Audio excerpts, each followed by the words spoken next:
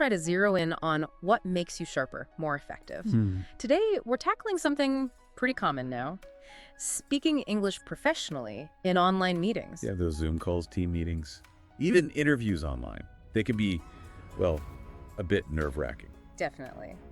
Especially if English isn't your native language, right? It adds another layer. For sure. So our mission today is, well, pretty straightforward. We want to give you practical language, some confidence strategies. Yeah, tools you can actually use. Exactly. So you can feel more in control in those virtual rooms. We'll look at some powerful phrases, confidence tips, and examples to help you sound clear, professional. And natural, that's key too. And natural, yes.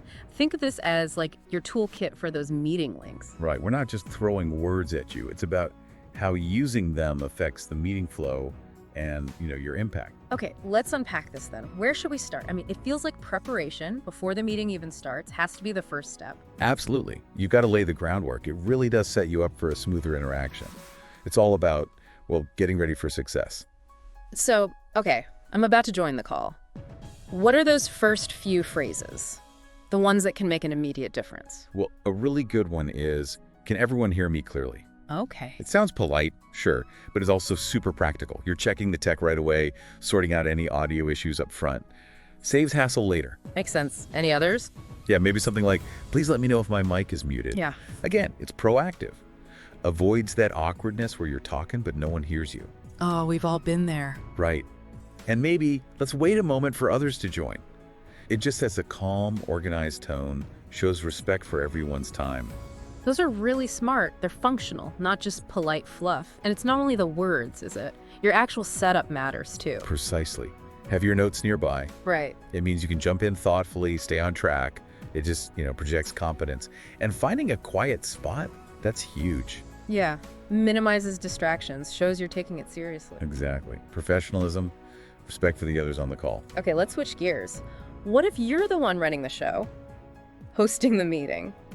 How do you kick things off strongly, but still, approachably? Yeah, good question. If you're leading, something like, let's begin, shall we? It sounds quite formal, but it's decisive, signals it's time to start. Okay. Or just a simple, genuine, thanks for joining today, always a nice welcome, and definitely state the purpose clearly. Today, we're going to discuss setting expectations right away helps everyone focus. It's crucial.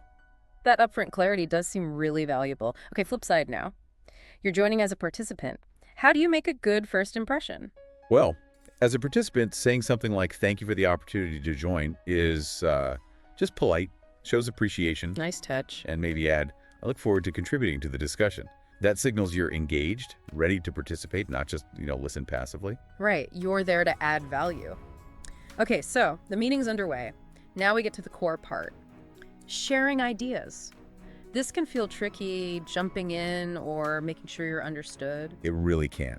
And remember, the goal is clear, structured communication. Yeah. It's not about using the biggest words you know. Right. Keep it simple.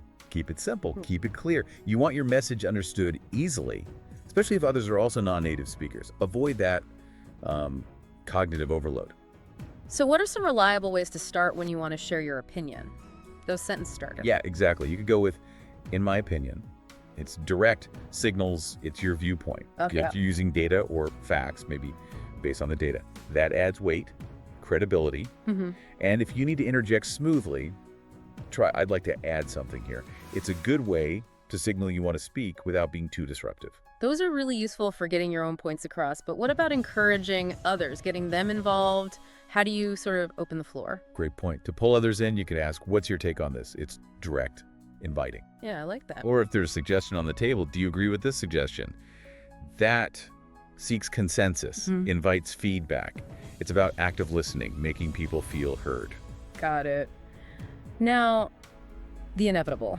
Technical glitches. Ugh.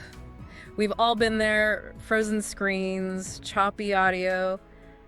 How do we handle those moments professionally? Yeah, tech issues are almost a given, aren't they? How you handle them says a lot. If you miss something, just politely say, sorry, I think you were cut off. Could you please repeat that? Okay, straightforward. And if the problem's on your end, apologies. I had some connection issues. Yeah. It's professional. Explains the interruption without drama. And of course, the classic, can you hear me now? Quick check to verify your audio. These are great because they're just clear, solution-focused, no fuss. Okay, so the meeting's winding down. How do we wrap things up effectively, confidently? Yeah, the closing is important. It's your last chance to leave a good impression. Always good to express thanks. Thank you all for your time and input. Acknowledges everyone to make sure everyone's clear on outcomes. Try. Let's summarize today's key points. Really helps nail down decisions, next steps, That clarity again. and maybe end with something forward-looking, like looking forward to our next meeting. Keeps it collaborative. Okay, brilliant. We've walked through the whole meeting life cycle, prep to wrap up. Let's maybe see how these phrases work in like a quick, real-sounding chat. Yeah, let's do a quick scenario. Imagine Emily is starting the meeting. Okay, Emily kicks off. Good morning, everyone. Let's begin. Can you all hear me clearly? See? Starts clearly, immediately checks the tech. And David, a participant, replies, "Yes, I can hear you perfectly. Thanks for organizing this." Concise, positive, appreciative. Then Emily sets the agenda.